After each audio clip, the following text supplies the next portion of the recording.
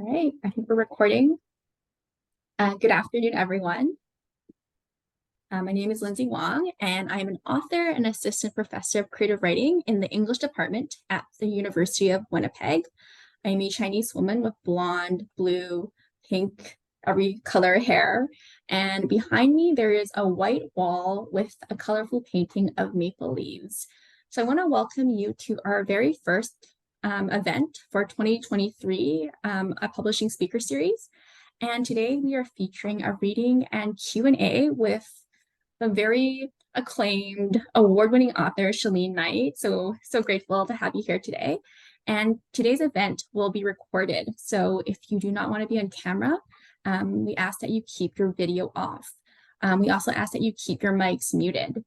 We have a lot of questions submitted already, so we will only turn to the chat if there is time. And I want to thank the English department and the University of Winnipeg for your support and funding this event. Before we start the event, I'd like to give the land acknowledgement. Today we acknowledge that we live and work in the territories of the Shinnebago, Cree, Dakota, Dene, Métis, and Oji Cree nations.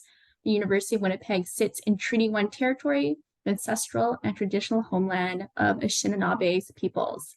As a settler of color writer, I am not only committed to honoring and following the lead of the land, water, and cultural protectors of this space, but I am a constant and forever student of the remarkable stories and their tellings by Indigenous peoples here and around the world. So thank you for the space, and I'm very grateful for everyone for coming. And if you feel moved to, please share where you are Zooming from in the chat. So our guest today, Chelene Knight, is the author of Braided Skin and the memoir, Their Current Occupant, winner of the 2018 Vancouver Book Award and longlisted for the George Riga Award for Social Awareness in Literature. Her essays have appeared in multiple Canadian and American literary journals, plus the Globe and Mail, the Walrus, and the Toronto Star. Her work is anthologized in Making Room, Love Me True, Sustenance, The Summer Book, and Black Writers Matter, winner of the 2020 Saskatchewan Book Award. Her poem, Welwitschia, won the 2020 CV2 Editor's Choice Award. She was shortlisted for Prism's 2021 Short Forms Contest. Chelene's novel, Junie, Book Hug 2022, was longlisted for the inaugural Carol Shield Prize for Fiction and is a finalist for the 2023 Farrell Grumley Prize for LGBTQ Fiction. And it just very recently won the City of Vancouver Book Award, and it's currently being made in a TV show. So we should ask you questions about that after. Very exciting. And Chelene's latest book of narrative nonfiction, Let It Go, is forthcoming with HarperCollins Canada in January 2024, and Safekeeping, a writer's guided journal for dreaming, drafting, and launching your book with love. And that's forthcoming with House of Anansi, fall 2024. Knight was the previous managing editor at Room Magazine and the previous festival director for the Growing Room Festival in Vancouver. She has also worked as professor of poetry at the University of Toronto. Chelene is now founder of her own literary studio, Breathing Space Creative, through which she's launched the Forever Writers Club, a membership for writers focused on creative sustainability, and the Thrive coaching program. And if you want to know more, you can Google www.breathingspacecreative.com. So please welcome Chelene. Thank you so much, Lindsay. You know, it's so funny hearing people read my bio. I'm like, I got to find a way to trim that. It's like there's so many little tidbits. Thank you so much for inviting me and for having me here. I'm so excited. I see there's people in the waiting room. Should I wait until they come in, or what should I just dive in? Oh, I see they're coming in. Never mind. Never mind. Okay, cool. So I'm so excited to be here. I know there's lots of questions, and so I decided to keep my reading very short. It's just going to be maybe 2 or 3 minutes. And I'll be reading today from my upcoming book, Let It Go. Free yourself from old beliefs and find a new path to joy. So it's a book of narrative nonfiction where I'm basically tracking my own relationship with joy, and I'm using the ever-changing seasons as a unique structure for the book. And this is my first time attempting something like this, so it's kind of new, fresh territory for me, and I've not yet read from this, so you folks are going to be hearing it first, which is kind of nice. So I'll go ahead and read just a couple of pages. And the book is organized in a unique way. So I think what I'll do is I'll read a few pages from the chapter on motherhood. And this is basically me in conversation with myself, but also I interviewed 10 other Black community leaders for this book. So in this chapter, I had a wonderful, beautiful conversation with actor, writer Anais Granovsky, and you might know her or would have known of her if you watched the old Degrassi Junior High TV show. So she starred in that show. We had a beautiful conversation, and I had a whole list of questions for her that I never ended up asking. The way the conversation flowed, we could not drop the topic of motherhood. And so that's what the whole chapter is about. So I'll go ahead and read from that now. I feel like a changed person, having had the opportunity to spend an hour speaking about Black self love and joy with Anais Granovsky, who, as a youngin', starred in the original Degrassi Junior High TV series. Listen, even her voice made me feel that the person in front of me was someone who I should be sure to pay close attention to. I wasn't expecting to start my conversation with Anais on the topic of motherhood, but believe it or not, it became the entire thread. This felt natural, so I threw my questions out and leaned in. We spoke about how teaching our children about gratitude can open them up to seeing the world in a different way. Not everyone gets that space to be creative, to slow down.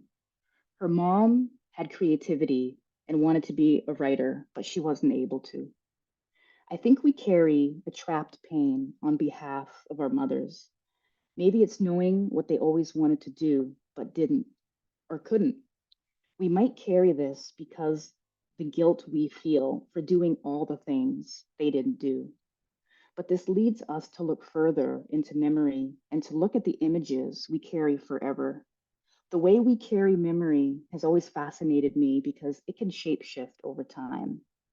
The images we carry in our minds trigger memories, and this becomes a great way to slow down. We can zoom past these images into these images and ask questions of them. What feelings or emotions are present inside of those images? In the short documentary film, In Our Mother's Gardens, directed by Chantrell Lewis, there is a complex exploration of the vastly different relationships between Black mothers and Black daughters. There is no template, and I felt a deep sense of relief in knowing this. In the film, one woman spoke about still learning her mother after 37 years.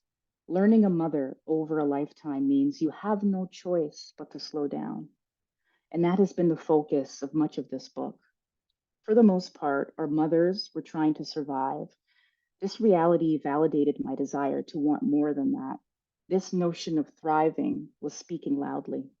And as I've been doing throughout this journey, I had to slow down to hear all the nuances of this particular song that we call motherhood.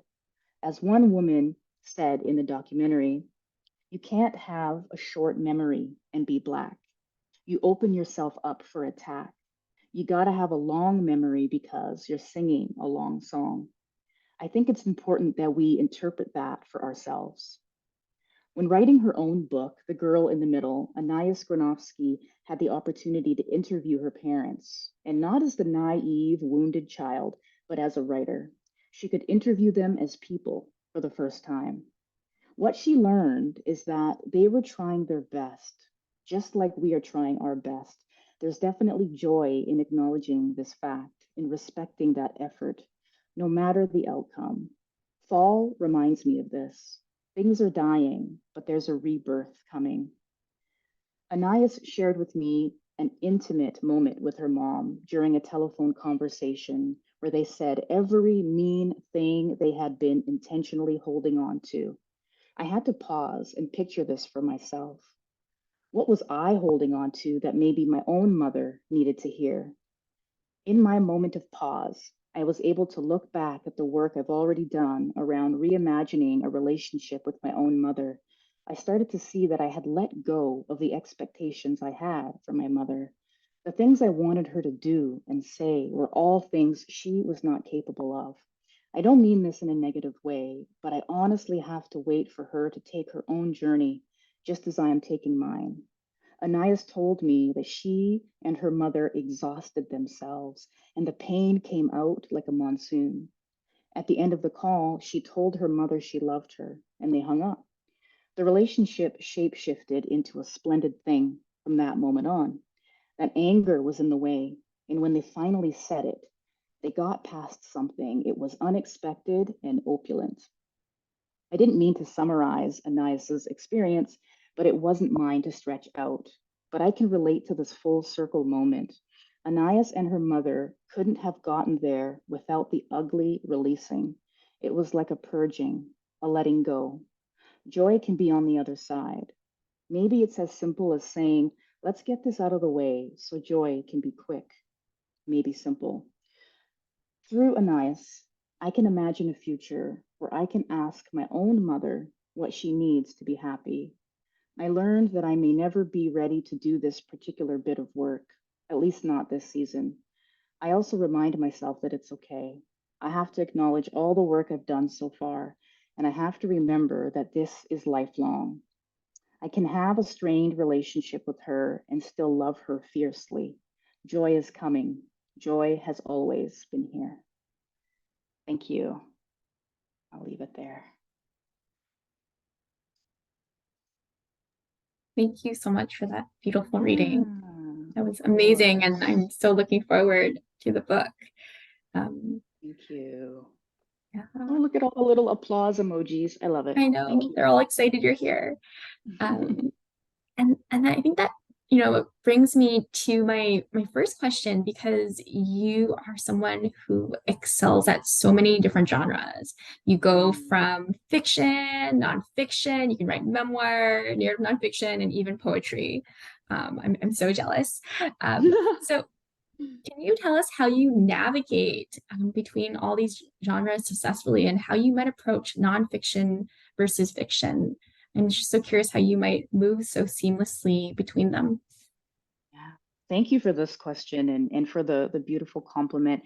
I think no matter what genre I'm working in, I believe for me anyway, and this is kind of what I teach other writers as well, that poetry is a foundation for all genres. So if you can master specific elements of poetry, or at least dedicate time to learning how to use poetry, no matter what genre you're writing in, I think it kind of gives the writer an advantage or an edge.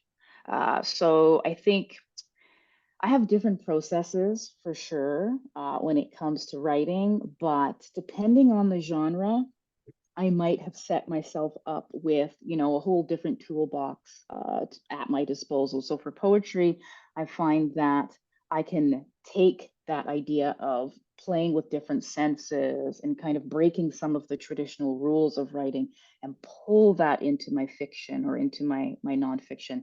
So I don't think I have a preference yet. But each story definitely needs its own container. And so I sort of go with the flow. But I think to lean out of one genre, it's important to make sure you're taking something from it before you move into another genre. So I think my brain also just kind of thrives when there's all these different things happening. So I don't see myself being that writer who writes a novel and then writes another novel and then writes another novel. Like I would be so bored, like just to be honest. So I love this idea of jumping around because it also helps you figure out what you're good at, what you need to work on, what comes naturally to you, and what's fun, because when we look at the core of why we are writing, and I think about this all the time, for me, it is the way I feel while I am inside of that process, that feeling, that's what I'm after.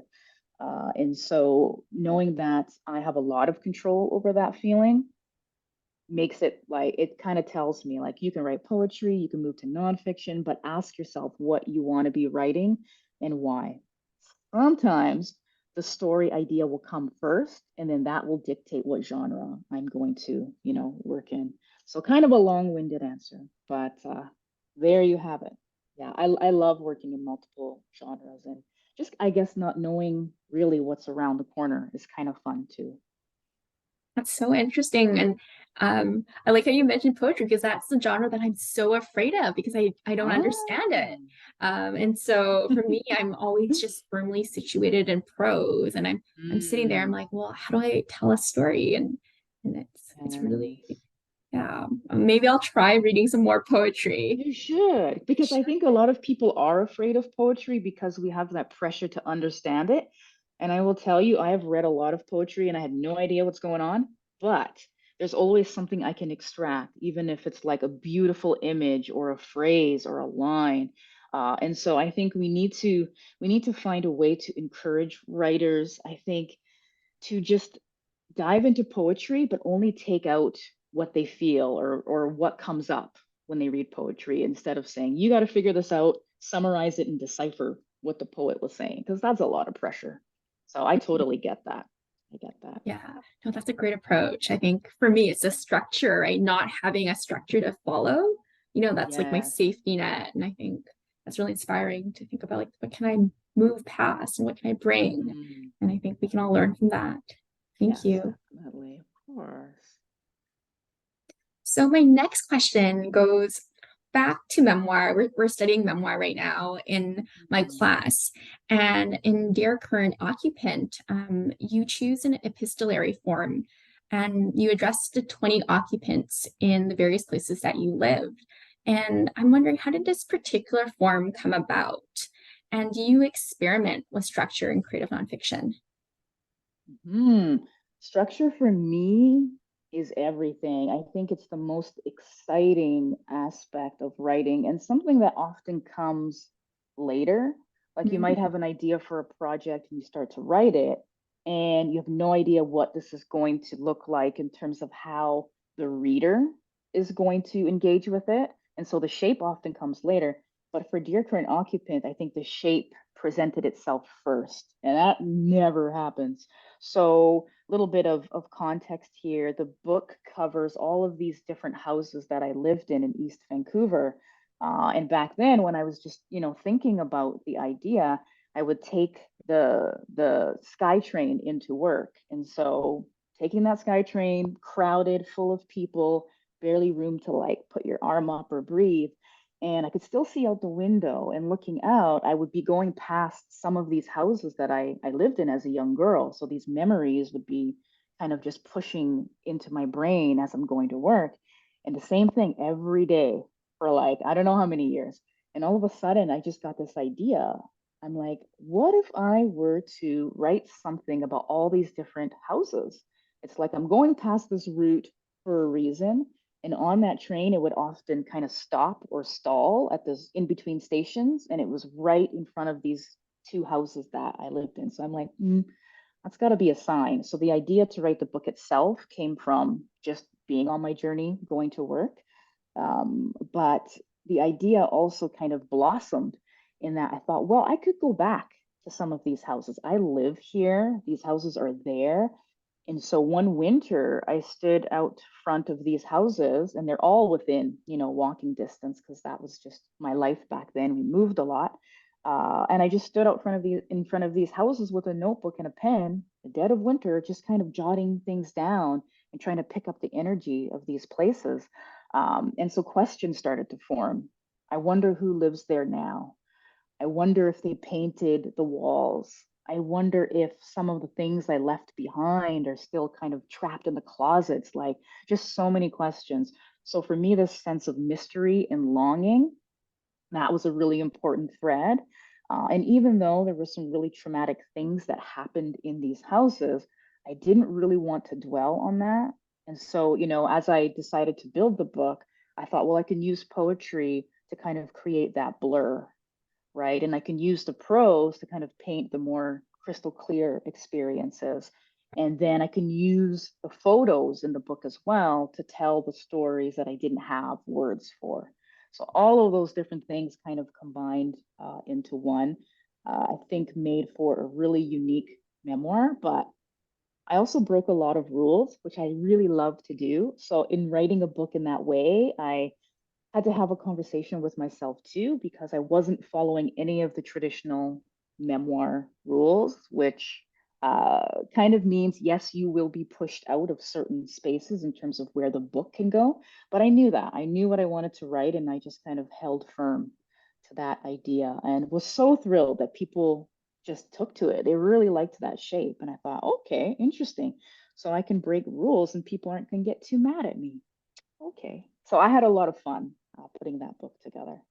Thank you for that question. Oh, that's great.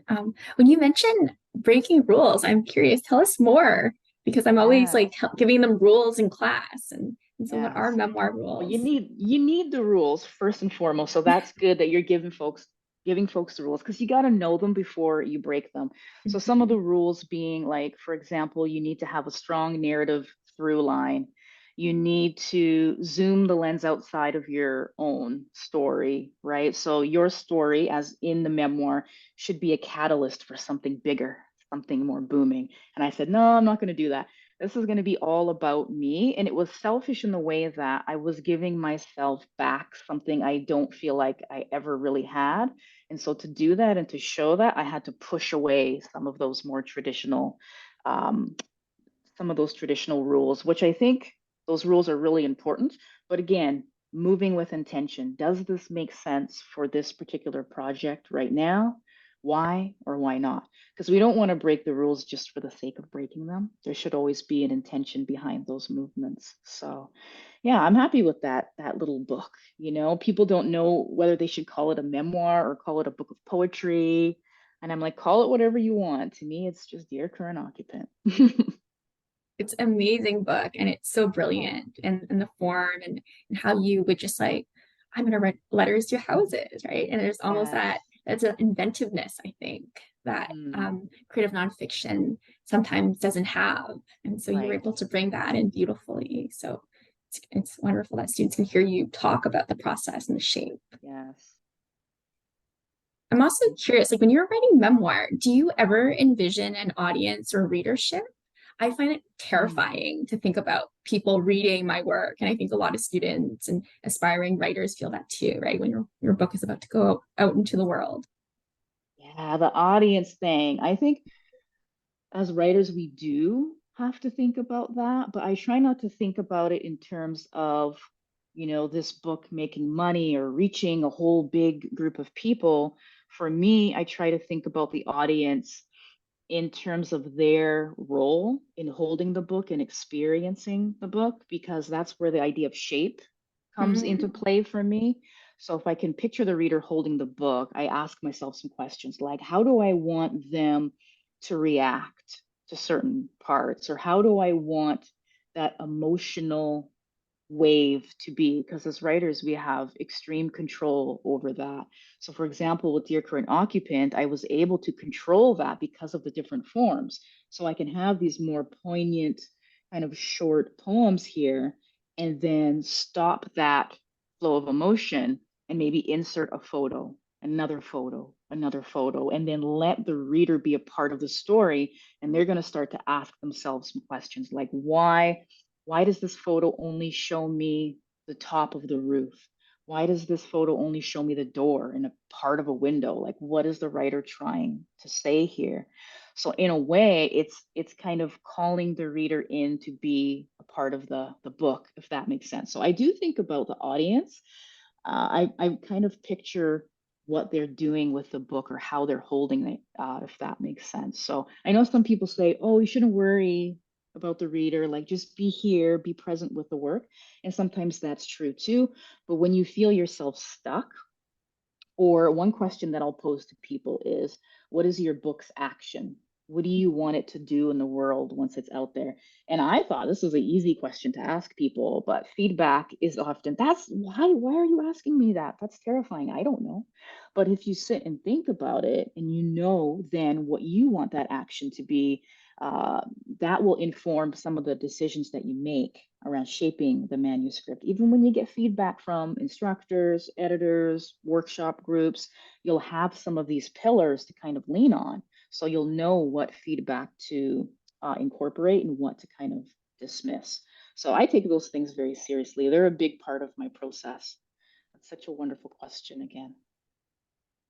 Well, that's a great answer. And I realize that I don't really think about audience when I'm writing, and maybe Mm, that's something I should really be doing. I just think that because as writers, we're just so focused sometimes on just getting yes. words down, right? And I love the idea of intention and like, what do you want your book to Mm. do when it's out in the world?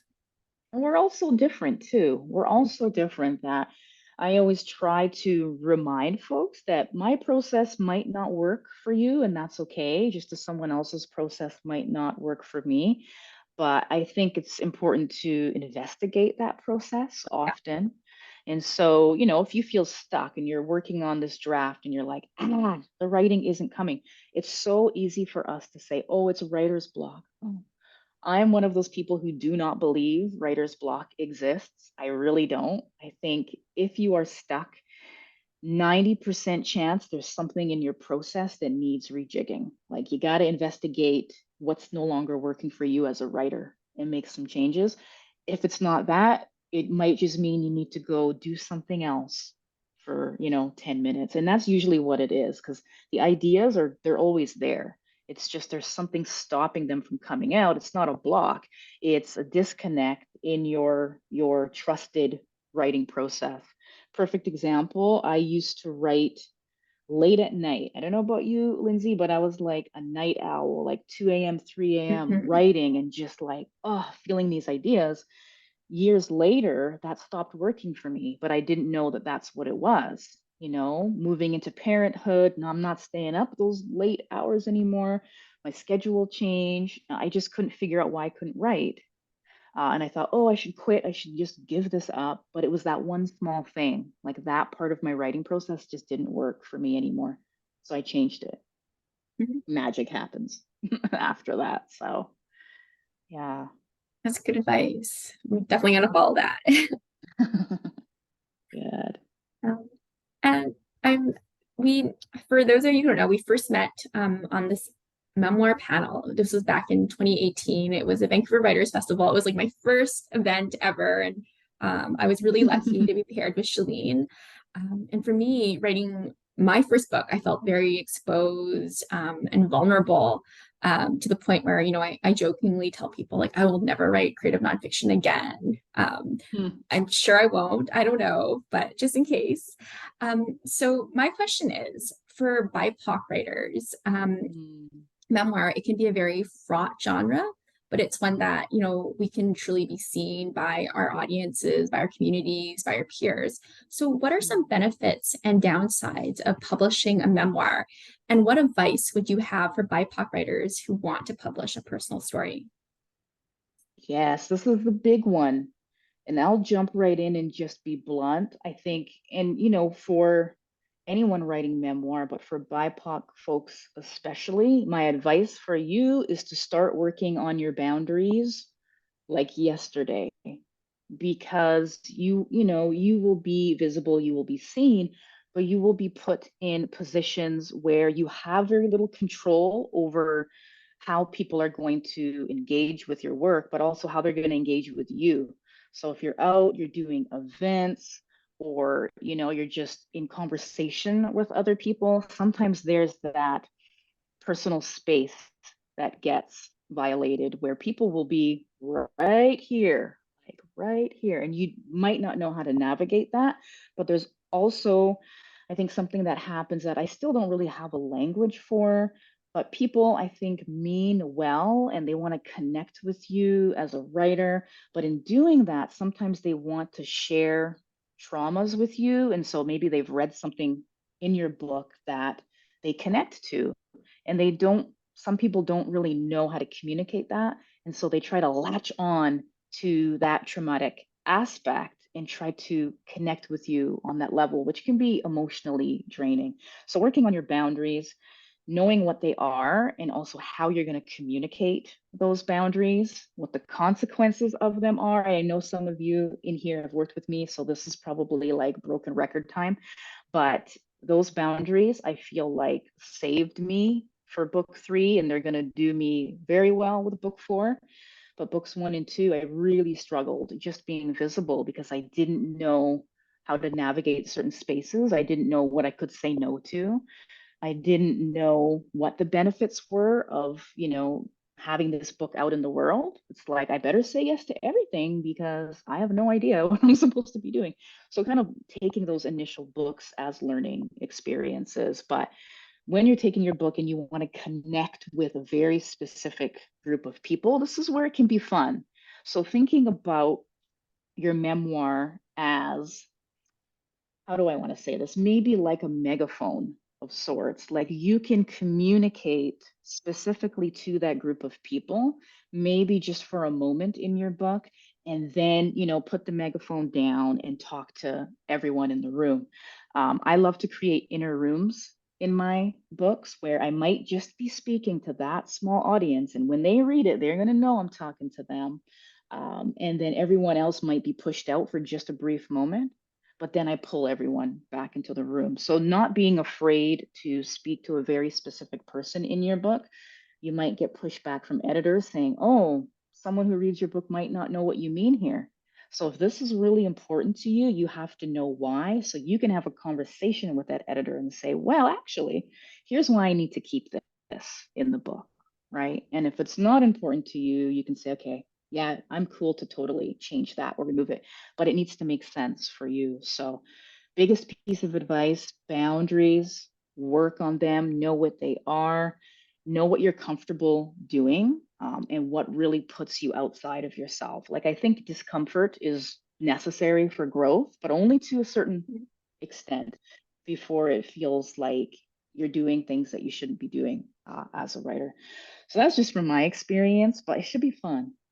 It should be fun. So maybe even making a list of the things that would be like a dream for you to do with this book in the world, and spend some time dreaming because we don't often get that. And that's one thing I'd love to encourage people to do. Just spend some time just dreaming and being immersed in your beautiful project. Oh, that's amazing advice, and it feels so inspiring. I wish I had known you before I'd published a memoir. You know me now. Now I know you. Yeah. The You know me now. boundaries. Yeah. Just Hmm. I think just being able to say no is really important as a writer, right? And just feeling like Yeah. other opportunities will come. Hmm. Sure.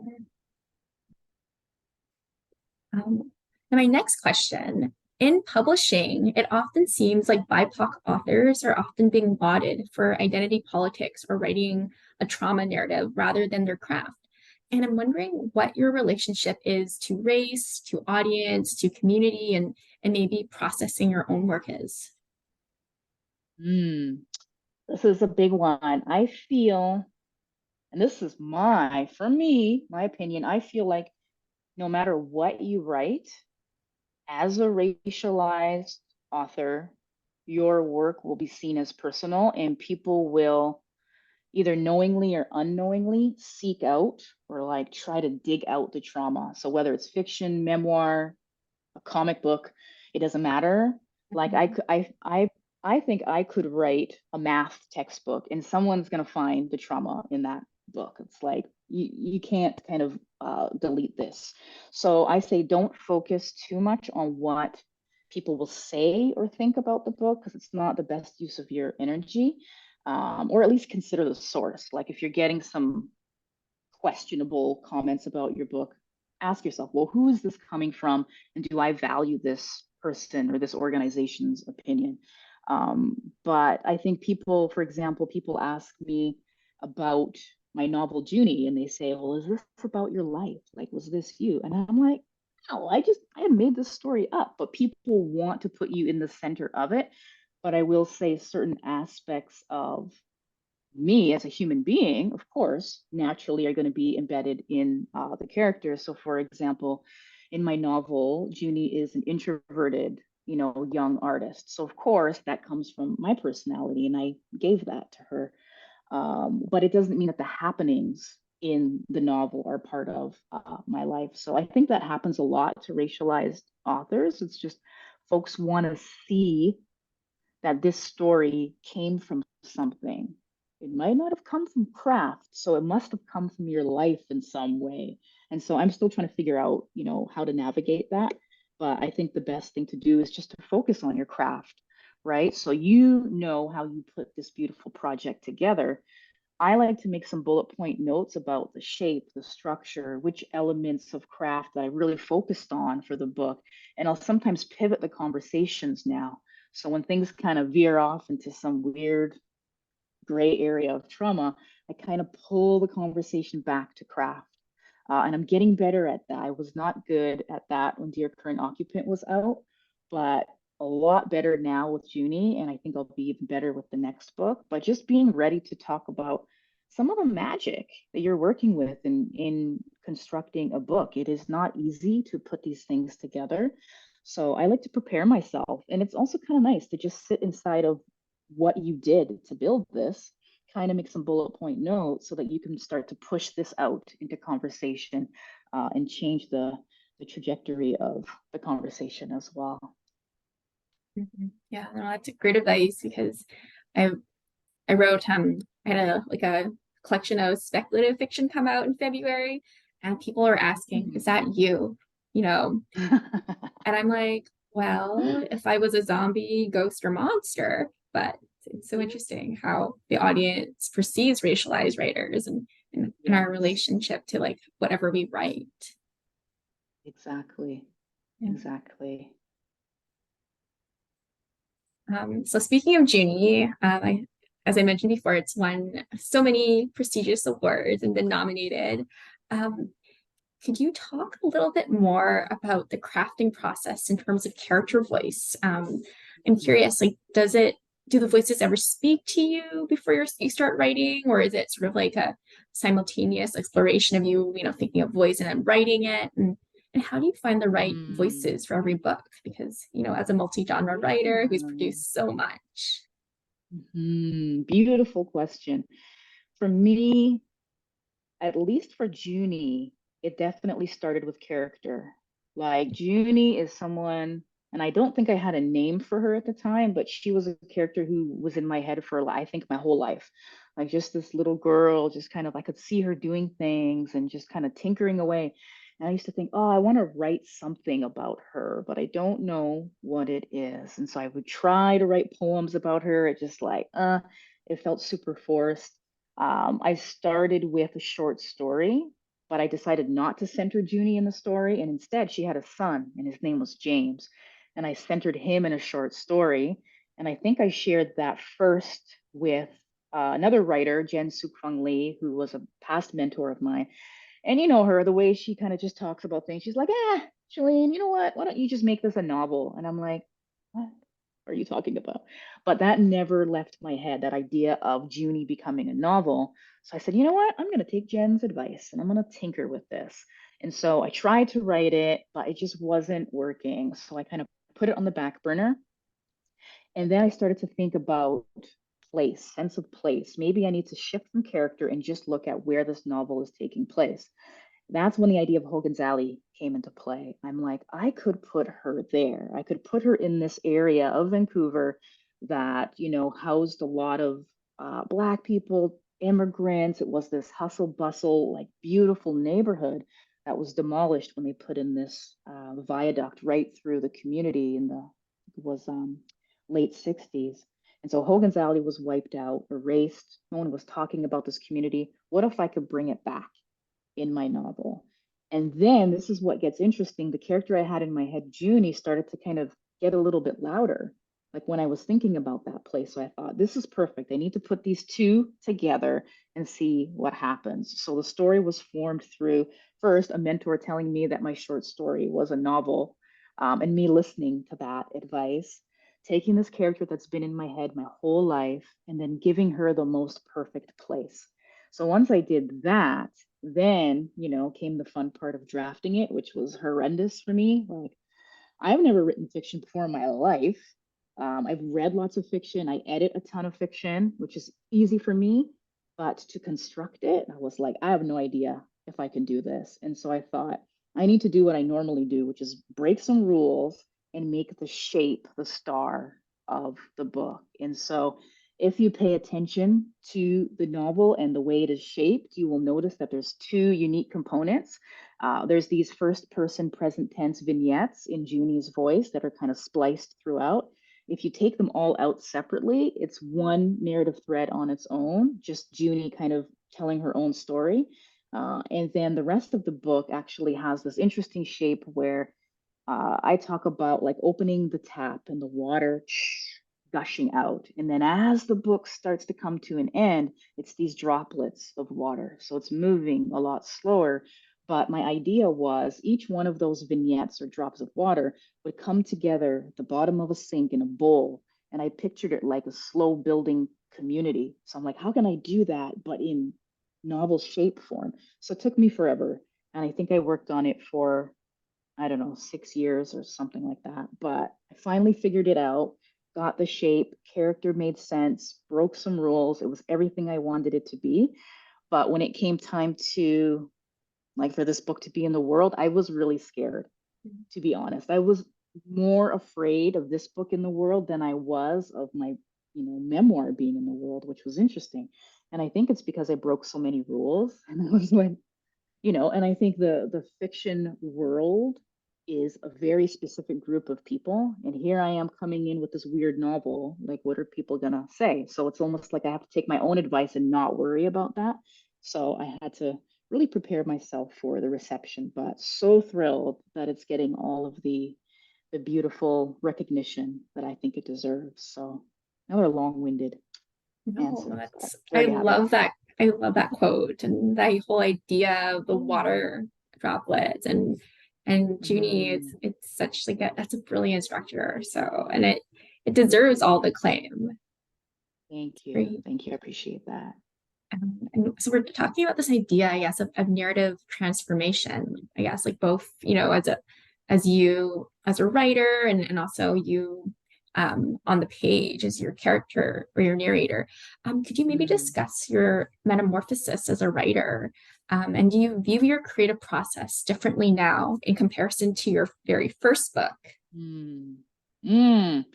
Yeah, I think my process evolves seasonally for sure because I'm intentionally doing that work, but just the natural changes that evolve, I think, come from one, me reading all kinds of different things and just reading outside of my typical genres. I think that's really important to do.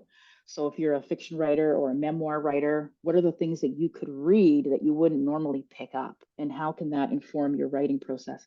So something that I like to do a lot now is to take a book and like I even have one but it doesn't count because it's a craft book. Like take a book of fiction or take a book of poetry or a memoir and dissect it for craft. Like mark it up, circle things, ask questions, like investigate the author, go online and Google, like, what is this person about? I need to get into the book.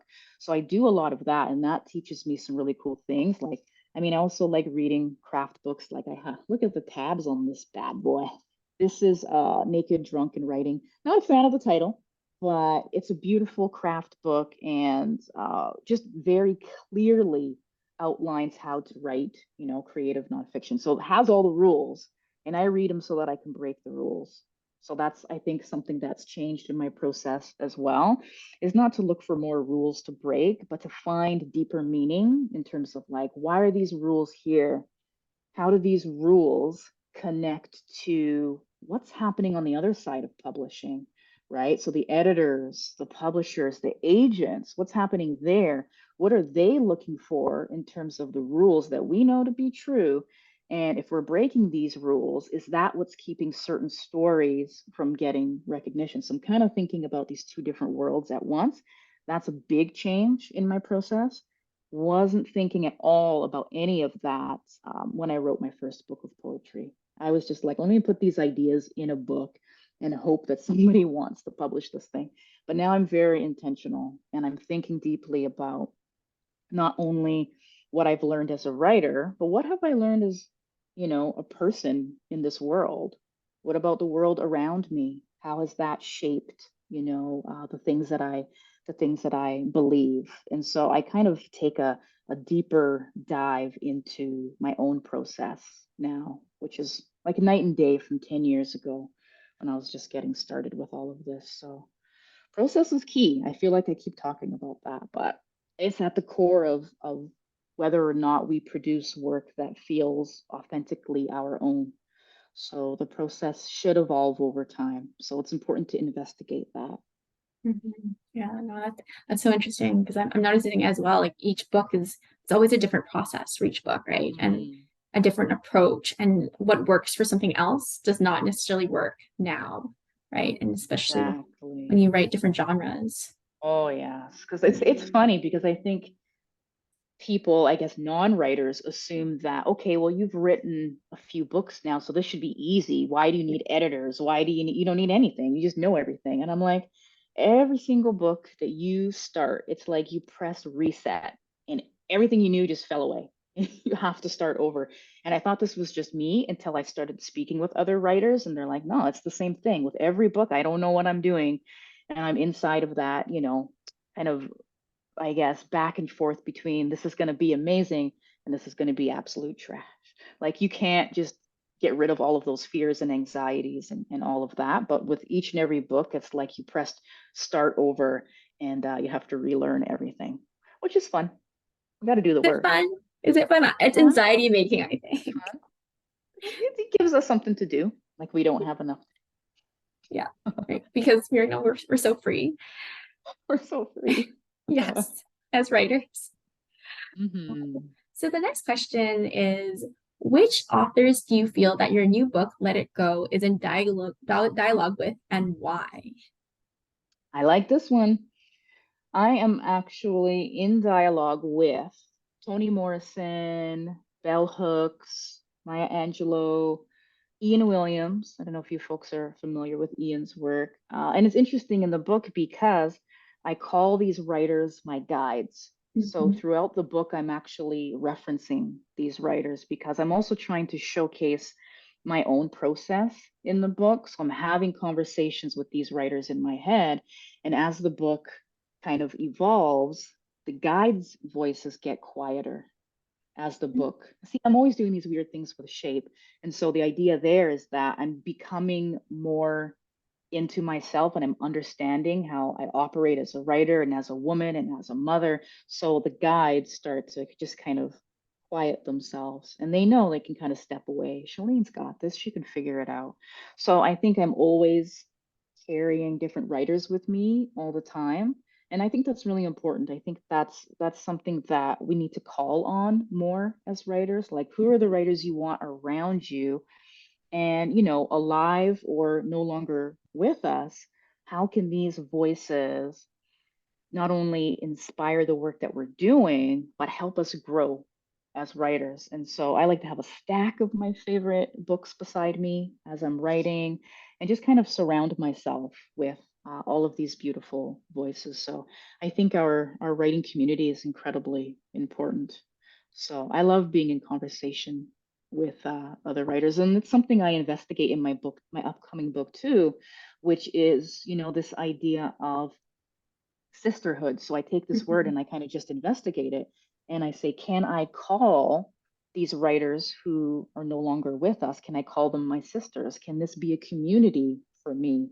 Right. As an introverted human who isn't really out there doing all the things, I'm like, very, very much kind of at home and in small groups of people. Can I redefine what community means and looks like for me? And can I do that through some of these beautiful writers that I've been exploring for decades? So it's interesting. I think that's a really interesting question. And I like things like that. Thank you. Thank you. It's interesting because we're talking a lot about literary genealogy in our classes, and we talk about like Very no book, cool. no piece of writing exists without thinking about what came before it. And Yes. I love how you brought the idea like we're always in dialogue with other writers, right? Whether or not Mm-hmm. we mean to. Yes. Yeah, Beautiful. wonderful. And in class, we talk a lot about anxiety and sharing your work, especially because, we're doing memoir and a lot Mm-hmm. of students are new to it, or it's just the idea of being like, here's my personal life, and now we have to talk about it, right? So what was the hardest part about sharing your writing with the world, and what about it brings you the most joy? Mm. I think the hardest part was probably just the fear around the shape of the books. And I think, and that might be weird because even when I'm putting out very personal things, there isn't a lot of fear around that side of it, not as much. The fear is around the shape. And I think it's because the shape of the book is something I spend so much time on. And if that is the part that is rejected, I think that sting is a lot deeper.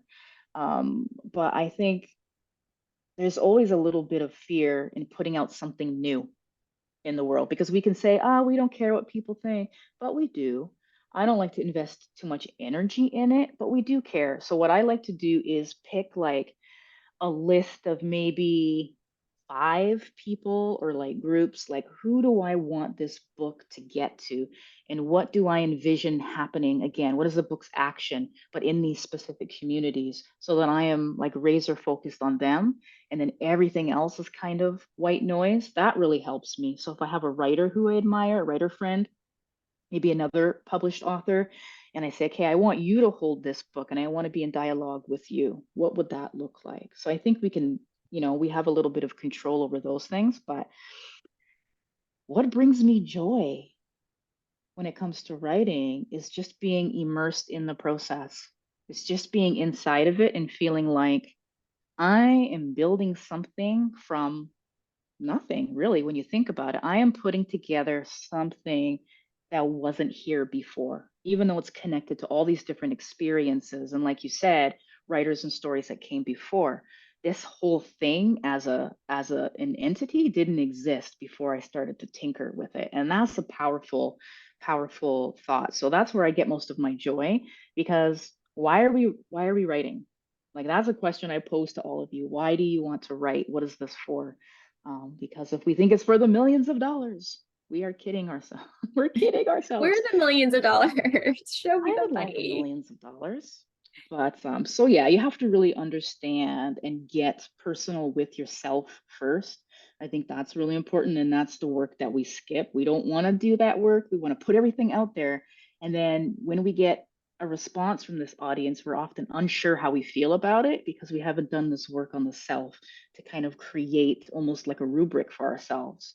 So yeah, I guess you just do the best you can with all of this stuff. Memoir is very difficult, but I think if you remember why you're telling the story and what you want it to do in the world, like that can help keep you, motivated and keep things running smoothly. Mhm. No, that's so great to hear. And I'm thinking about, why do I write? So often I'm always like, oh, it's because of a deadline or, it's due Yeah. or something, right? And you lose that focus of like why you originally sat down. And I think, Mm, joy can be hard to get when you're writing and you're so immersed in a right. project. So I love how you brought that up. Thank you. Yeah, of course. Um, This one is also about challenges. So, what is Mm. the greatest challenges that you've faced working in the publishing industry, and how did you overcome that challenge? Ooh. I know what the biggest challenge is, but I do not think I've overcome it. Mm, But I'm working towards. I think the biggest challenge is, I guess, when we hear things like a book is unsaleable, like someone's written this beautiful, unique story, and someone says, we can't sell this or no one will want this. That is the most difficult thing in publishing because it makes me think, what are the rubrics that we are using to tell us whether or not a story can be published or someone will purchase this thing? And to say something is unsaleable, and I hear this a lot, inside of publishing, working, as an agent, I heard that. As an editor, I heard things like that. But to take something that someone put together and to say there is no possibility of anyone ever purchasing this, it doesn't make sense to me. So that's a really big challenge. But I think we have an opportunity to change the way we look at storytelling and the way we tell stories, which is why the rule breaking is so important for me. Someone might have a really beautiful story to tell, but it might not fit into that traditional mold of what a memoir should be. So, should we take away that person's opportunity to have a published book because we can't see or understand where it would fit?